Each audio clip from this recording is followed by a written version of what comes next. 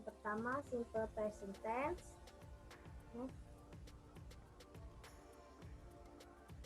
The simple present tense is a verb tense with the main uses. We use the simple present tense when an action is happening right now, or when it happens regularly or occasionally, which is why it's sometimes called present indefinite. Depending on the person, the simple present tense is formed by using the verb form or by adding s or s to the end. Next.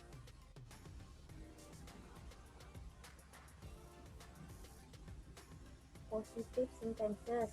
Formulanya yaitu subject ditambah main verb ditambah object. If the subject is a singular noun, if he or she, then the verb is suffixed by s or s. In case of plural nouns, there is no change in the actual form of the verb. For example, they listen to the lecture carefully. They go to the cinema every weekend. He goes to the market every day. Negative sentences. Formulanya yaitu subject ditambah do not or does not ditambah main verb. If the object is a singular noun or pronoun like it, he, she, then does not is used, and if the subject are they, we, I, you, or a plural noun, then do not is used for the negative sentences. For example, he does not drink milk. They do not believe in religion. Next.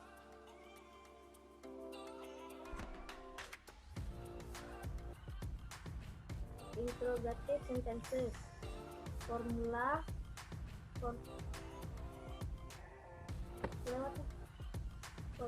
yaitu do atau does plus subject plus verb plus object or question word plus do or does plus subject plus verb plus object.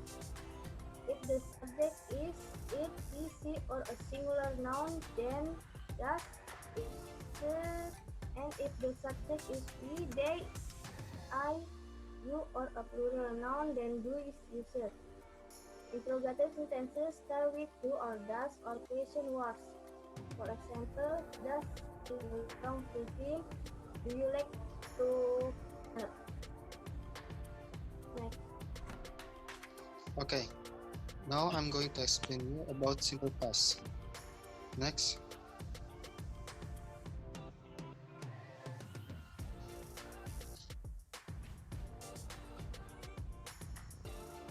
The explanation. Simple past tense, sometimes called pre-period, used to talk about an event that was finished at a time before the present. The simple past is the basic form of the past tense in English. Event can happen just now in the past or experienced in the past, and the duration of event is not important. Faction, fungsinya itu dia menyatakan suatu kejadian yang terjadi di masa lalu, bukan sekarang. Seperti yesterday, 2 years ago, 1 years ago, or 2 days ago, and last. Untuk last itu seperti last week or last years. Next, untuk form, untuk kalimat positif itu menggunakan verb to, sedangkan kalimat negatif dan interrogatif itu hanya menggunakan verb one. Contoh, untuk kalimat positif, subjek ditambah dengan verb to. I bought new phone 1 years ago. Or,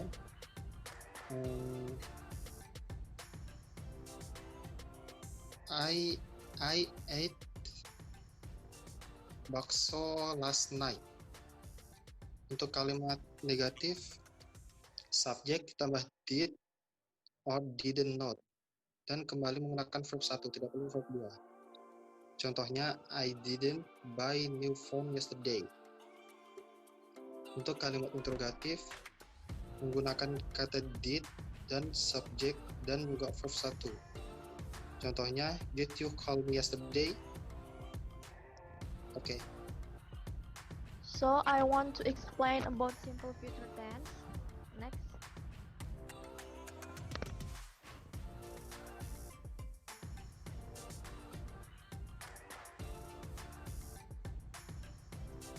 Oke, yang pertama, what is it? Simple future tense is a tense to express events that haven't happened yet and that will happen in the future. Simple future tense sentences are also commonly used to express prediction or show abilities or intentions. The simple future tense has two different forms in English, shall or will or going to. Two different, they assume two different meanings. Jadi, dua forms ini memiliki dua perbedaan yang terletak pada cara penggunaan dan artinya. Selanjutnya, what is the function? Yang pertama ada declare an event that will occur in the future, make a promise in the future, declare request to others, let other people do something, states an invitation to other people, states a must, states a conditional sentence. Next.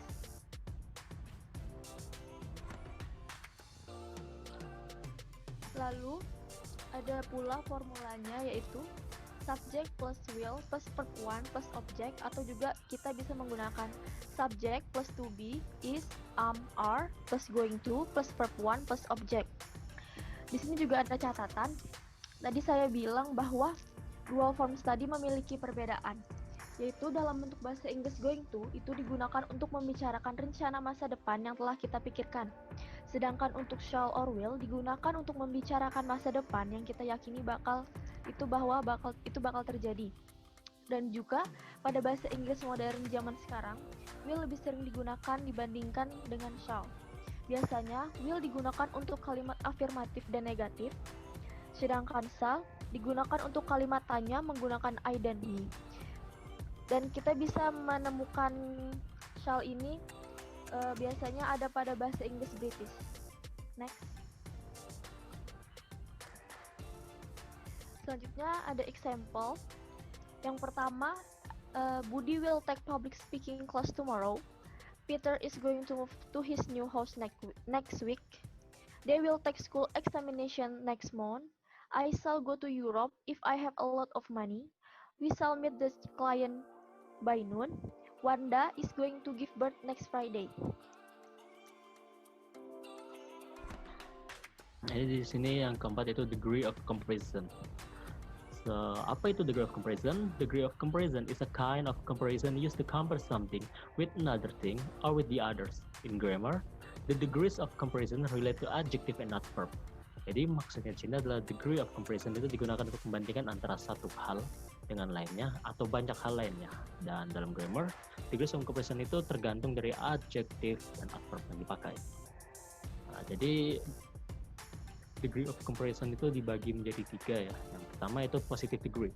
This operant comparison, it just tell us about the existence of equality. Jadi untuk yang pertama positive degree itu tidak memberitahukan kita suatu perbandingan, hanya menunjukkan suatu kualitas. Jadi untuk example-nya, kalau dia pakai adjektif, katanya itu jadi slow, beautiful, happy. Dan jika dia menggunakan adverbs, dia slowly, beautifully, and happily. Nah, yang kedua, the comparative degree. This compares two things to show which has the lesser or greater degree of the quality. Nah, di the comparative degree ini mulai menunjukkan perbandingannya antara dua hal. Nah, jadi untuk adjektif dia menggunakan slower, more beautiful, happier, dan lain-lainnya. Dan untuk adverb dia more slowly, more beautifully, and more happily. Dan yang ketiga ada superlative degree. This compares more than two things to show which has the least or greatest degree of equality. Jadi untuk membandingkan lebih dari dua hal ya, itu banyak. Dan untuk contohnya kalau pakai adjective dia ada slowest, most beautiful, dan happiest. Kalau untuk adverb ada most slowly, most beautifully, dan most happily.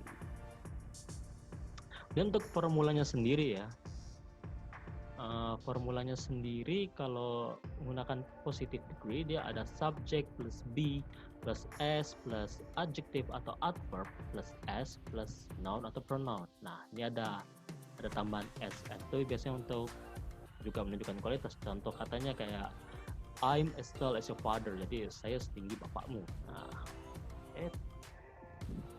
Nah, ya, selanjutnya ada subject plus be plus adjective atau verb. Nah, itu juga positive degree. Dia tidak ada perbandingan, hanya menunjukkan suatu kualitas. Contoh katanya tuh kayak you are beautiful. Dan yang kedua comparative. Nah, di sini baru mulai ada perbandingan. Jadi ini subject plus be plus adjective. Nah, ditambah belakangnya itu ada er, dan itu ini tambahan belakangnya tergantung dari kata adjektifnya ya. Jadi tambah then.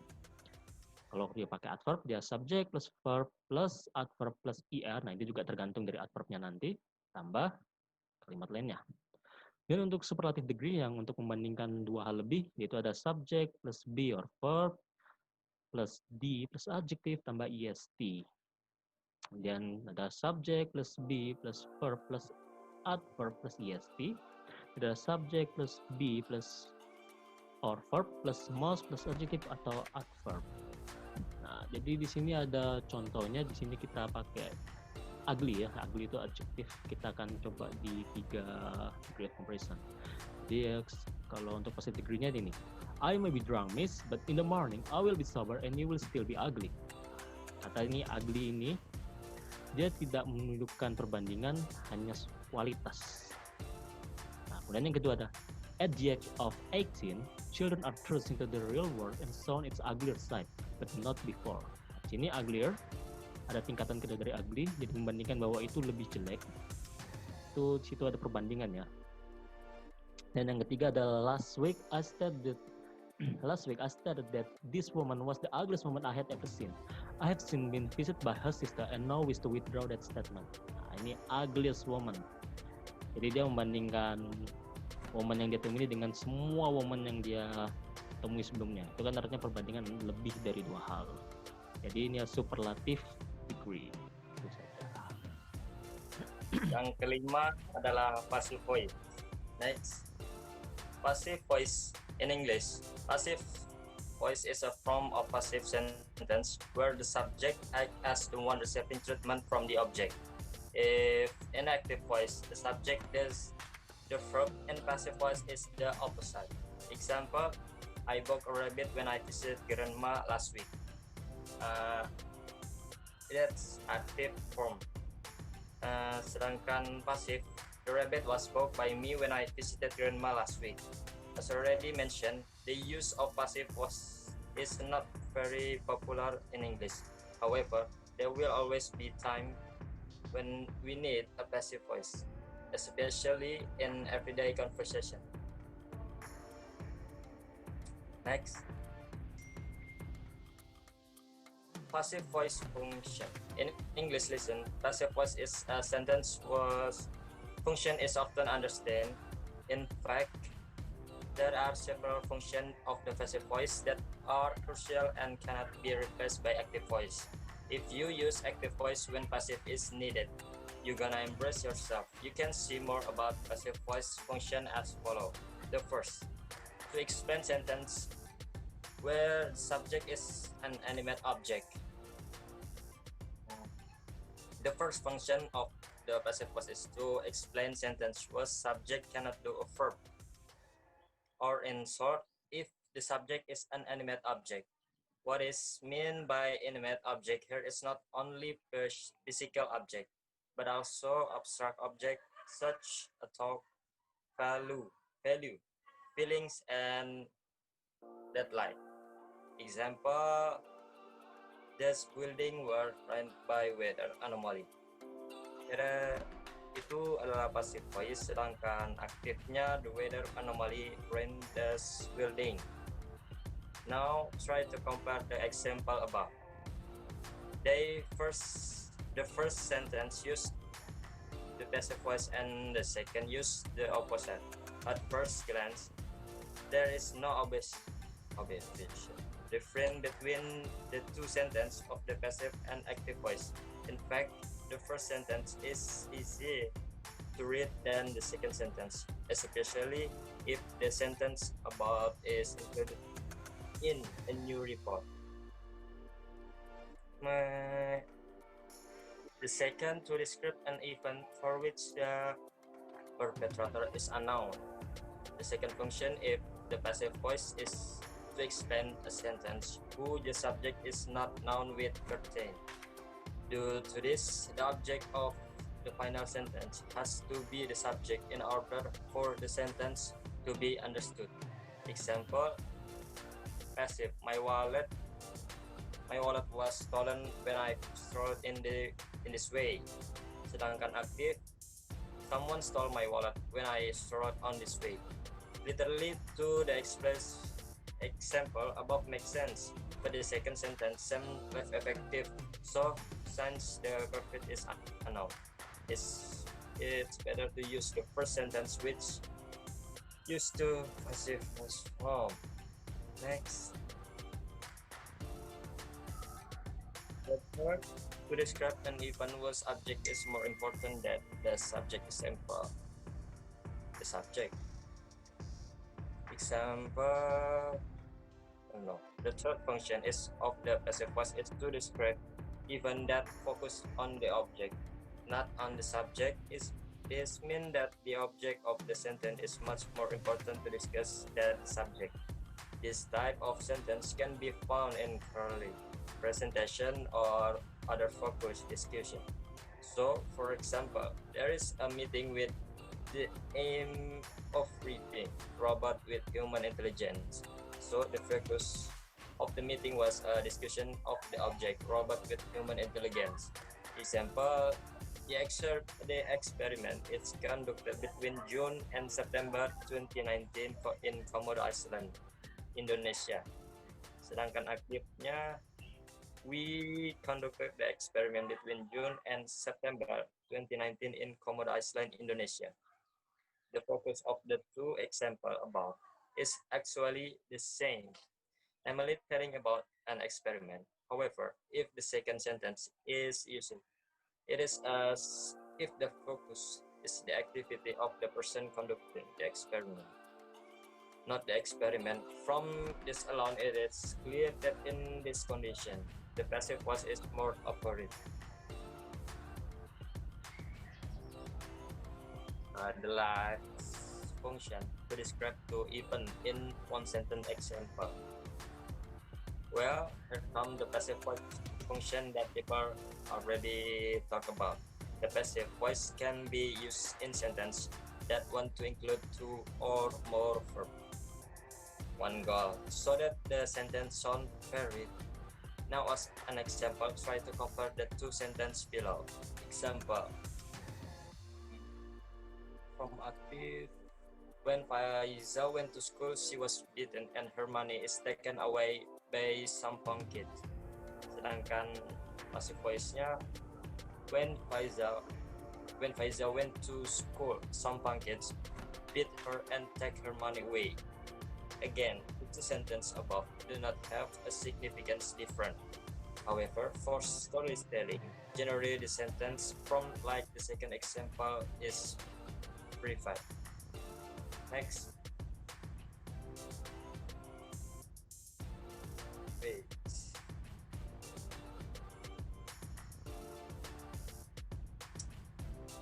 Passive voice formula accompanied by example. After knowing its function, let's now learn the passive voice formula per tense. There are plenty of formula for passive voice, but we're just gonna tell you the formula for simple tense. The first simple present tense. Formulanya object plus am or is or are plus verb 3 plus by plus object pronoun. And simple past tense, object plus was or were plus verb 3 plus by plus object pronoun. Sedangkan simple future tense, object plus shall or will plus be plus verb 3 plus by plus object pronoun. And that's penjelasan dari saya. Thanks.